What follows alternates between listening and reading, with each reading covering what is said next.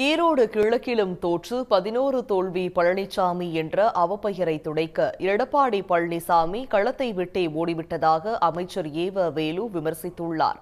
அமைச்சர் ஏவ வேலு வெளியிட்டுள்ள அறிக்கையில், பொள்ளாச்சி விவகாரத்தில் சட்டமன்றத்தில் பதில் கூற முடியாத எதிர்க்கட்சித் தலைவர் எடப்பாடி பழனிசாமி வெளியில் சென்று செய்தியாளர்களிடம் பொய்களை பரப்புவதாக குற்றம் சாட்டியுள்ளார்.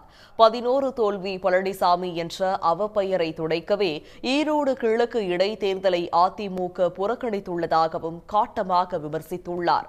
பாஜகவின் வாக்கு வங்கிக்கு பாதிப்பு வந்துவிடக் கூடாது என்பதற்காகவும் தான் அசிங்கப்பட்டுவிடக் கூடாது என்றும் அதிமுகவையே பழனிசாமி பலிபீடமாகி இருப்பதாக ஏவ வேலு விமர்சனம் செய்துள்ளார்.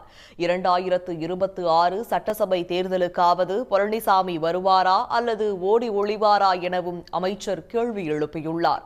தனது உறவினர் வீட்டை அடுத்து தன் வீட்டுக்கு வருமான வரித்துறை சோதனைக்கு வந்துவிடுமோ என்று அஞ்சும் பழனிசாமி பாஜகவை விமர்சிக்க தயங்குவதாக அமைச்சர் கூறியுள்ளார்.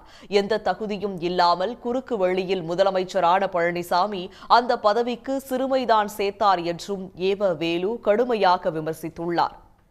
உடனுக்குடன் செய்திகளை தெரிந்து கொள்ள சன் நியூஸ் பெல் ஐகானை கிளிக் பண்ணுங்க.